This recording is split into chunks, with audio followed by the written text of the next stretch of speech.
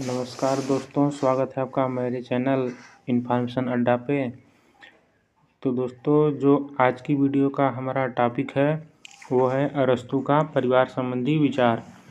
जैसे कि अरस्तू जी ने परिवार के विषय में अपने क्या विचार व्यक्त किए हैं। यह भी परीक्षा की दृष्टि से एक बहुत ही महत्वपूर्ण टॉपिक है जो एग्ज़ाम में पूछा जाता है, चाहे वो बीए का हो या फिर एमए का, और यूजीसी नेट में भी पूछा जाता है। तो चलिए बिना देर किए शुरू करते हैं अपने आज के इस टॉपिक को, अरस्तू का परिवार संबंधी विचार। अरस्तू जी परिवार को प्रकृति संस्था के रूप में देखते हैं। तो यहाँ पर अरस्तू जी जो परिवार है, परिवार को एक प्राकृतिक संस्था मानते हैं। इनका कहना है कि मनुष्य एक सामाजिक प्राणी है, और अरस्तू जी का भी कहना है कि मनुष्य एक सामाजिक प्राणी है और इस सामाजिक व्यवहार की जो पहली इकाई है वो परिवार है। तो अरस्तू जी का कहना है कि जो मनुष्य है वो सामाजिक प्राणी है, और इस सामाजिक प्राणी की जो पहली इकाई है या जो पहली सीढ़ी है वो परिवार है। यह परिवार आगे विकसित होकर ग्राम तथा बाद में ग्राम से राज्य के रूप में परिवर्तित हो जाता है, और यही परिवार जो फिर बाद में आगे जा कर के गांव में बदलता है तथा फिर अनेक गांव मिलकर के एक राज्य का निर्माण करते हैं। यही राजनीतिक जीवन का आधार है, और यही जो परिवार है, परिवार ही मनुष्य के राजनीतिक जीवन का आधार है। परिवार सामाजिक जीवन की पहली सीढ़ी है। जो परिवार है वो मनुष्य के सामाजिक जीवन की पहली सीढ़ी है। यह वो आधार है जिस पर मानव जीवन का भवन टिका हुआ है, और इस परिवार ही एक ऐसा आधार है, ऐसा नींव है जिस पर मानव जीवन का भवन टिका हुआ है। परिवार से ही एक व्यक्ति के जीवन का आरंभ होता है। कोई भी व्यक्ति है उसके जीवन की जो शुरुआत है वो परिवार से ही होती है, उसके बाद वो समाज में आता है। मानव जीवन का प्रथम शिक्षालय परिवार ही है, और कोई भी व्यक्ति है या मनुष्य है जो वो प्रथम शिक्षा जो प्राप्त करता है वो अपने परिवार से ही प्राप्त करता है। उसके बाद ही वो विद्यालय में शिक्षा लेने जाता है। इससे हमें नागरिकता के सिद्धांत मिलते हैं, तथा नागरिकता के जो सिद्धांत हैं वो हमें परिवार से ही मिलते हैं। परिवार से ही अच्छे गुणों का विकास होता है, और जो मनुष्य अपने अंदर अच्छे गुणों को सीखता है वह सर्वप्रथम वो अपने परिवार से ही सीखता है, जो एक सभ्य जीवन का आधार है, और अच्छे गुण ही मनुष्य के सभ्य जीवन का आधार होते हैं, न कि खराब गुण। मनुष्य की सफलता और असफलता परिवार के द्वारा दी गई शिक्षा पर निर्भर करता है, और कोई भी मनुष्य है वो अपने जीवन में सफल होगा या असफल होगा, जो इसकी निर्भरता है वह उसके परिवार के द्वारा दी गई शिक्षा पर निर्भर करता है। अगर परिवार उसे अच्छी शिक्षा देता है तो वो अपने जीवन में सफल होता है, और अगर अच्छी शिक्षा नहीं देता है तो वो अपने जीवन में सफल नहीं हो पाता। एक परिवार में ही व्यक्ति का जन्म होता है, और वहीं पर उसका पालन पोषण होता है। तो जो कोई व्यक्ति है वो परिवार में जन्मता है और वहीं पर उसका पालन पोषण होता है। तो यहाँ पर पालन पोषण से तात्पर्य यह है कि जो वो ज्ञान सीखता है, जो सीखता है अपने परिवार से, जो अच्छे गुण सीखता है अपने परिवार से ही सीखता है।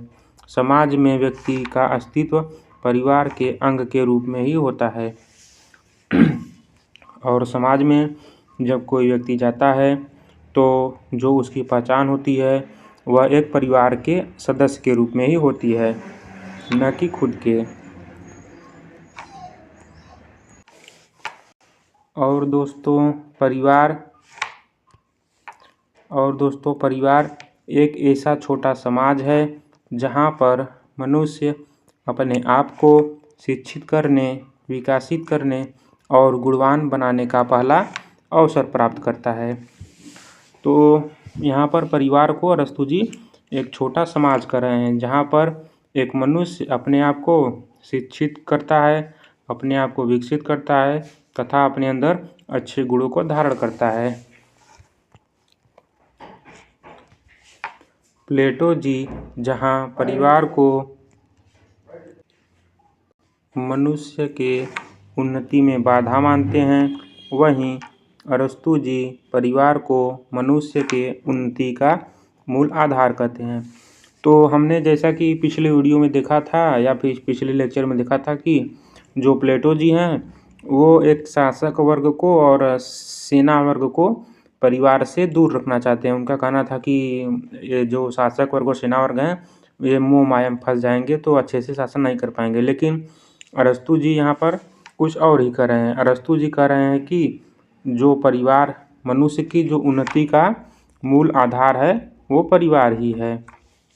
तो यहाँ पर ये अलग अलग विचार हमें देखने को मिलता है अरस्तु जी और प्लेटो जी का। परिवार मनुष्य की प्रेरणा का स्रोत है, यह प्राकृतिक है। तो मनुष्य की जो प्रेरणा का प्राकृतिक स्रोत है वो पहला परिवार ही है, क्योंकि इसी के माध्यम से मनुष्य अपनी ज़रूरतों की पूर्ति करता है। और मनुष्य को यदि किसी चीज़ की ज़रूरत होती है तो वो परिवार के माध्यम से ही पूरा करता है या उसी के माध्यम से ही पूरा होता है। संतान की उत्पत्ति, आत्मरक्षा और आत्माभिव्यक्ति सब परिवार में ही होती है।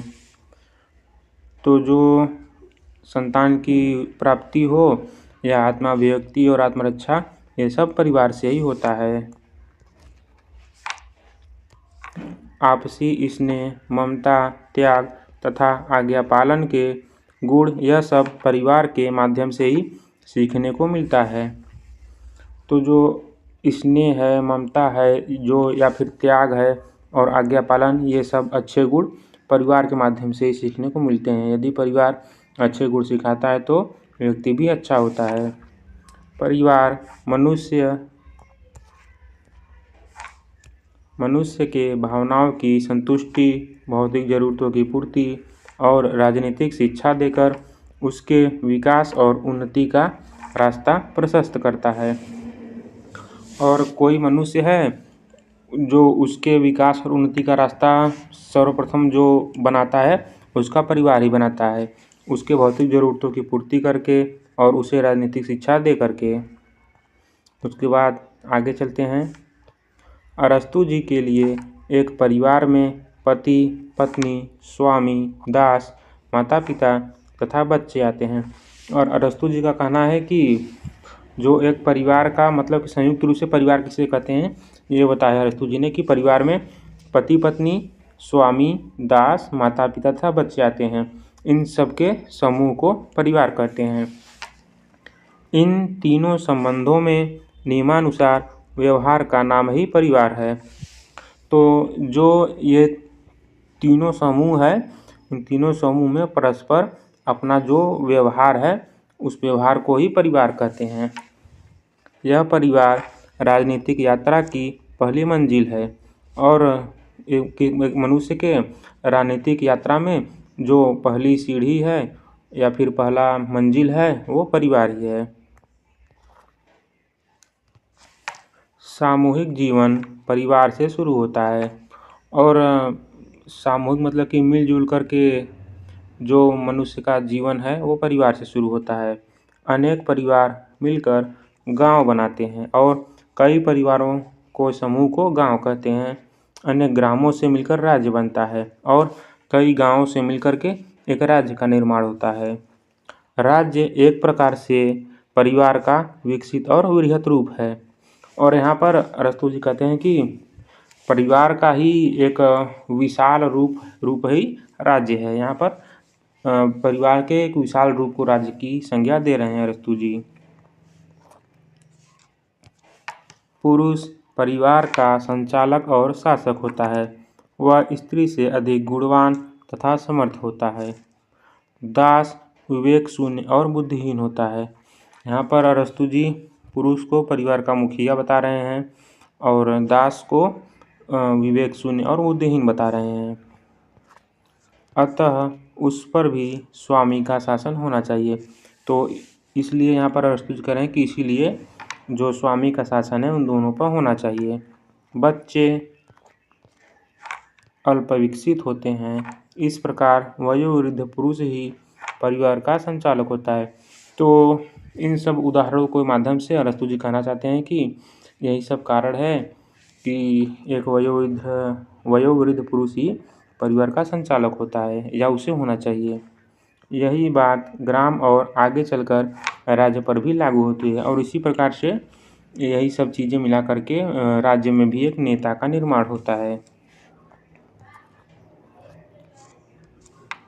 अरस्तु परिवार में मित्रता, मधुरता और स्नेह के वातावरण का पक्षपाती है। उसके लिए परिवार एक जीवन पर्यंत मित्रता का नाम है। और यहाँ पर अरस्तु जी परिवार में मित्रता, मधुरता और स्नेह के वातावरण मतलब कि ये सब बना रहना चाहिए। और परिवार एक मनुष्य का जीवन पर्यंत जो मित्र होता है उसे मित्र बता रहे हैं परिवार को। पुरुष द्वारा अनुशासित और व्यवस्थित होते हुए भी प्रेम और स्नेह का वातावरण बना रहना चाहिए। और यहाँ पर अरस्तु जी कह रहे हैं कि यदि पुरुष मतलब कि अनुशासित और व्यवस्थित है, मतलब कि बहुत शासित है, फिर भी उसके अंदर अपने परिवार के लिए प्रेम और स्नेह का वातावरण रहना चाहिए, एकदम कठोर और निष्ठुर नहीं होना चाहिए। परिवार में पाए जाने वाले गुणों पर ही राज्य की अनैतिकता आधारित होती है। और यहाँ पर अरस्तु जी कह रहे हैं कि जैसे परिवार में पाए जाने वाले गुणों पर ही राज्य की नैतिकता आधारित होती है। यदि परिवार के अंदर अच्छे गुण हैं तो इन्हीं सब से मिलकर के राज्य बना है, तो राज्य में भी अच्छे गुण होंगे। और यदि परिवार में खराब गुण है तो राज्य भी खराब होगा। परिवार का दिल खोलकर समर्थन करते हुए भी अरस्तु मानता है कि परिवार का अधिक मोह व्यक्ति को कर्तव्य मार्ग से विचलित कर सकता है। और यहाँ पर अंत में अरस्तु जी भी एक चीज़ कह रहे हैं कि परिवार का जो अधिक मोह है वो व्यक्ति को अपने उसके जो कर्तव्य मार्ग है उससे विचलित कर सकता है। साथ ही परिवार का वातावरण दूषित होने से राज्य की जड़ें कमज़ोर होती हैं। और यहाँ पर इनका कहना है कि यदि परिवार का माहौल अच्छा नहीं है तो राज्य का भी माहौल अच्छा नहीं होगा, क्योंकि इन्हीं सब से मिलकर के राज्य का निर्माण हुआ है। इसलिए वह राज्य को कर्तव्य सौंपता है कि वह परिवार को नियंत्रण में रखे। तो यहाँ पर अरस्तु जी का कहना है कि एक राज्य का कर्तव्य होता है कि वह परिवार को नियंत्रित रखे तथा स्वस्थ संचालन के लिए नियम बनाता रहे। और एक स्वस्थ परिवार के संचालन के लिए राज्य का एक कर्तव्य है कि वो नियम बनाता रहे। राज्य का कर्तव्य है कि वह परिवार पर नज़र रखे और देखता रहे कि परिवार ठीक प्रकार से चल रहे हैं। और राज्य का ये कर्तव्य है कि वो अपने राज्य के सभी परिवारों पर अपनी दृष्टि बनाए रखे कि उनमें कोई समस्या न हो। वह परिवार को समय समय पर राज्य द्वारा व्यवस्थित किए जाने का समर्थन करता है। और इनका कहना है कि समय समय पर राज्य द्वारा परिवार को व्यवस्थित किया जाए, जिससे नागरिक जीवन की पाठशाला के रूप में ही अपने नैतिक कार्यों को उचित रूप से पूरा करता रहे, जिससे कि जो राज्य है वो अपने नागरिकों के जीवन को एक मतलब कि पाठशाला के रूप में नैतिक कार्यों को उचित रूप से सिखाता रहे। तो वीडियो देखने के लिए धन्यवाद दोस्तों। यदि आप मेरे चैनल पर नए हैं तो चैनल को सब्सक्राइब कर दीजिए ताकि वीडियो की नोटिफिकेशंस आप तक पहुंचती रहें। और वीडियो पसंद आया हो तो इसको लाइक कर दीजिए तथा अपने दोस्तों को भी शेयर कर दीजिए ताकि वो भी कुछ मतलब कि पढ़ सकें। और राजनीति विज्ञान में एग्ज़ाम में दोस्तों ऐसे ही क्वेश्चंस आते हैं, तो इनमें रटना नहीं है इन सबको, बस समझना है। जैसे कि अभी ये परिवार के बारे में अरस्तू जी ने क्या कहा, मैंने आसान भाषा में आपको समझाने की कोशिश की। इसी प्रकार से आपको भी परीक्षा में लिखना है। बस कापी आपकी भरी रहनी चाहिए और उत्तर मतलब ऐसा होना चाहिए कि लगे एग्जामिनर को कि नहीं आपने कुछ लिखा है। कोई ऐसी आलतू फालतू चीज़ें नहीं लिखना है जो आपके विषय से संबंधित ना हो। तो धन्यवाद दोस्तों, फिर मिलेंगे किसी नए वीडियो में और नए टॉपिक के साथ। तब तक के लिए नमस्कार।